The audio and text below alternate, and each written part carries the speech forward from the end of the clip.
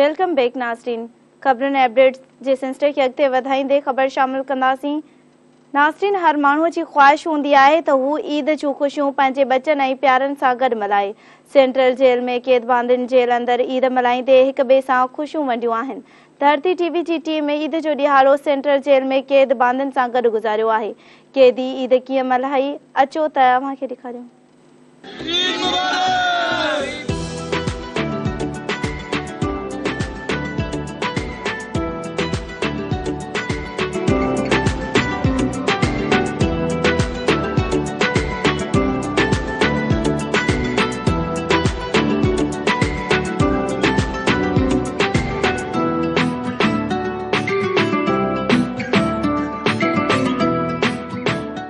जी अज असां मौजूद आहियूं सेंट्रल जेल में, जिथे अज ईद जो ॾिहाड़ो आहे। हमेशा धरती टीवी जी इहा कोशिश रही आहे त धरती टीवी हिन कैमरा के ज़रिए उन माण्हुनि सां तव्हांजी ॻाल्हि ॿोल कराए जेके पंहिंजी फैमिलियुनि खां पंहिंजे घर भातियुनि खां हमेशा जेको आहे परे हूंदा आहिनि। त अॼु असां सेंट्रल जेल में मौजूद आहियूं।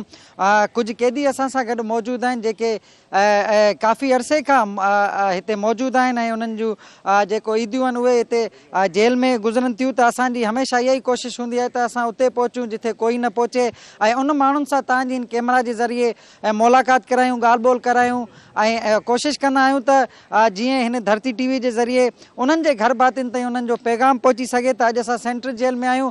उन कैदियुनि सां ॻाल्हि ॿोल कंदासीं जेके काफ़ी अरसे खां हिते जेको आहे कैद आहिनि, सज़ायूं काटे रहिया आहिनि, मुख़्तलिफ़ केसनि में हिते जेको आहे आयल आहिनि। उहे कैदी असां सां मौजूद आहिनि। मुंहिंजे पोयों बीठल जेके माण्हू आहिनि इहे सेंट्रल जेल में मौजूद आहिनि ऐं हिननि जा मुख़्तलिफ़ अदालतुनि में केस हलनि था। ऐं अॼु बि ईद जे ॾिहाड़े जे हवाले सां उन सां ॻाल्हि ॿोल कंदासीं। हिन माइक ऐं हिन कैमरा जे ज़रिए हिननि जो आवाज़ु उन्हनि जे घर भातियुनि सां ई पहुचाईंदासीं ऐं कोशिशि कंदासीं त उन्हनि सां ॻाल्हि ॿोल कयूं, उन्हनि खां पुछूं त कहिड़े कहिड़े केसनि में हिते मौजूद आहिनि ऐं उन्हनि खे केतिरियूं सज़ायूं लॻियल आहिनि ऐं वधीक उहे छा चवणु चाहिनि था। अचो त उन्हनि सां इन हवाले सां ॻाल्हि ॿोल कयूं। ऐं अॼु ईद बि आहे, ईद जे ॾिहाड़े सां बि ईद जे ॾिहाड़े जे हवाले सां उन्हनि खां पैगाम बि वठंदासीं ऐं ॻाल्हि ॿोल कयूं था उन्हनि सां। अचो त ॻाल्हि ॿोल कयूं था ईद जे ॾिहाड़े जे हवाले सां उन्हनि सां।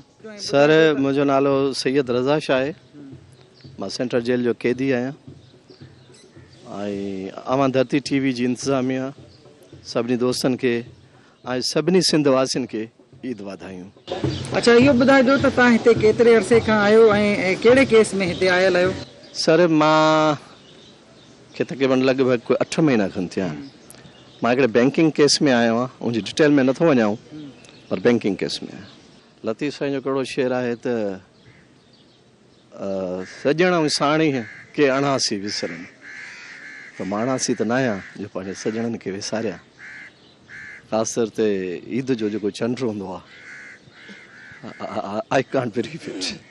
मां ख़ुशूसन पंहिंजे पुट खे चवंदुमि, जेको जवान पुट आहे मुंहिंजो, सूर्या मरी सोभ खे तूं दिलि जा वाम वेसार, हण भाला विड़ भा करे आॾी ढाल म ढाल, मथां तेग तरार मारत मतारो थिए।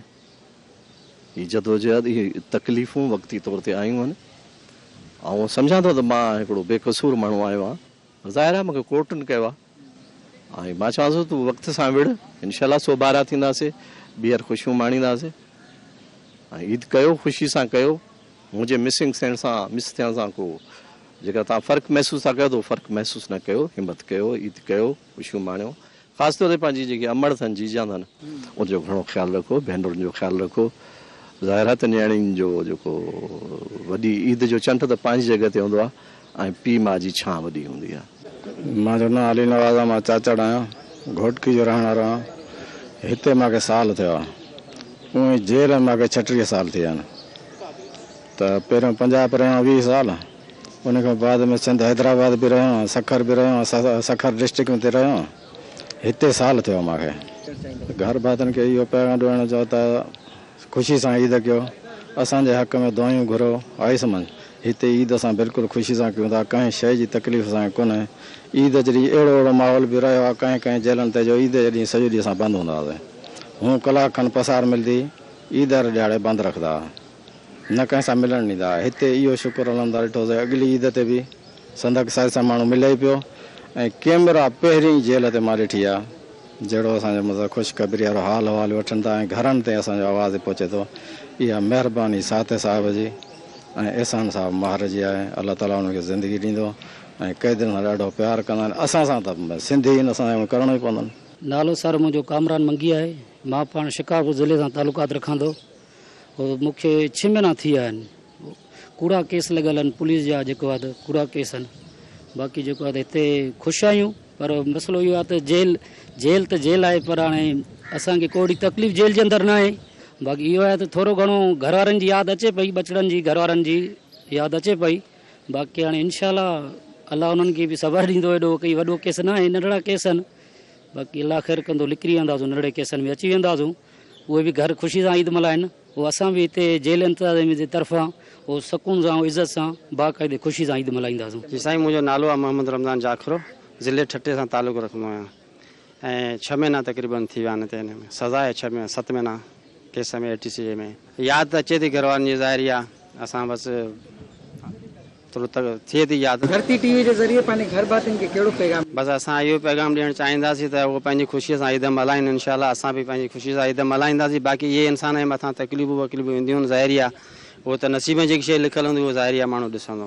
भई जेल तरफ़ां असांखे का बि अहिड़ी का तकलीफ़ न आहे। मेरा नाम है रहमतुल्लाह और मैं 11 साल से जेल में हूँ। 11वां साल मेरा चल रहा है, जेल में हूँ, सज़ा में हूँ। जी हाँ, केस 302 है। बस ईद के दिन माशाल्लाह ये तो खुशी की बात है। और जो है ना, जेल में घर से अधूरा है, इस चीज़ में थोड़ा वो घर वाले जिया मुलाकात। तो बस महसूस यही होता है कि घर पे भी जो है ना यही सोचते कि जो है ना एक अपराध जो है ना कम है, हमारा यही परेशानी होता है। बाकी जो है ना जेल में ही है। हमारा तरफ ना टोला पाकिस्तान तख्तर मुबारक और जमुन कोर वाला टोला तख्तर। ईद का दिन है, सही हम भी अच्छी ईद गुजार रहे हैं, लेकिन घर तो घर है, कैद है। बाकी यहाँ पर अल्लाह पाक का शुक्र है, इन्होंने हमारे को हर चीज़ की फैसिलिटी दी हुई है। पसार वगैरह हमारा पूरा दिन खुला होता है, सारे कैदियों भाइयों से ईद वगैरह हम मिलते हैं। ख्वाहिश ये होती है कि घर में होते, काश ये बंद नहीं होते हैं। हाँ, खिदमत करते हैं, बस अपनी गलतियों की वजह से। ईद के दिन घर वालों को ये पैगाम देना चाहेंगे कि ईद मुबारक है घर वालों को, और हमारे को दुआओं में याद रखे। डेफिनेटली ईद का दिन है, फैमिली के बगैर, दोस्तों के बगैर अच्छा नहीं लगता है। लेकिन यहाँ पर भी जहाँ हम रह रहे हैं तो मतलब 1.5 साल का अरसा गुजर गया है, तो जो लोग आस पास में साथ में हैं, एक फैमिली जैसा माहौल ही बन गया है। तो जाहिर है इन सब के साथ मिलकर हम भी खुश हैं, ईद मना रहे हैं, ईद की खुशियाँ मना रहे हैं, सबके साथ हैं, ऐसे ही ईद गुजार रहे हैं फ़िलहाल। डेफिनेटली मतलब बहन भाई माँ बाप बीवी बच्चे सभी की याद आती है। और लेकिन ये शुक्र है खुदा वकन का, यहाँ पर जो है बड़ा अच्छा निज़ाम है कि हफ्ते में 2-3 मुलाकातें अलाउ हैं। और मतलब जब भी है मतलब घर वालों की याद आती है तो मतलब या उनको आती है तो वो आ जाते हैं मिलने के लिए रेगुलरली। प्लस ये है कि घर से खाना वाना भी आता है, उनसे बातचीत भी होती है, एक बड़ा पुरसकून माहौल मिलता है। यहाँ पे कोई डिस्टर्ब नहीं करता है कि जो भी आप मतलब फैमिली से अपने बात करते हैं वो कॉन्फिडेंशियल आपकी और आपकी फैमिली के बीच में रहती है, कोई इंटरप्शन नहीं होती है बीच में। जी असां सेंट्रल जेल में मौजूद आहियूं, जिथे ईद जो ॾींहुं आहे, ख़ुशियुनि जो ॾींहुं आहे। ऐं इन हवाले सां सेंट्रल जेल जे अंदरि मौसीक़ी कोठाई वई आहे। उन मौसीक़ी में बि जेके मौजूद आहिनि माण्हू, उन्हनि सां बि ॻाल्हि ॿोल कंदासीं। पर हिन टाइम असां मौसीक़ी में जेको आहे सेंट्रल जेल में मौसीक़ी थी रहे उनमें मौजूद आहियूं। हिन कैमरा जे ज़रिए तव्हांखे उहा मौसीक़ी बि ॾेखारियूं था।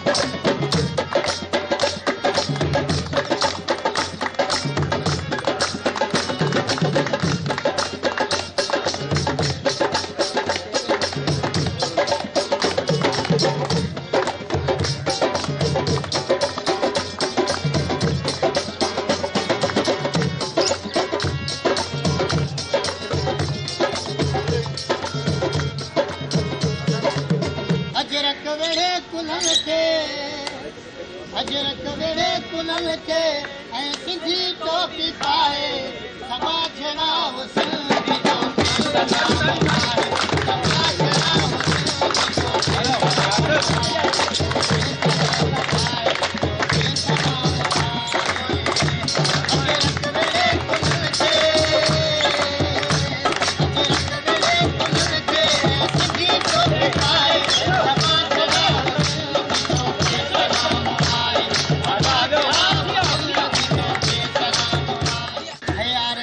कम अहिड़ो कराची यार कयो कम अहिड़ो कराची हो छठी जो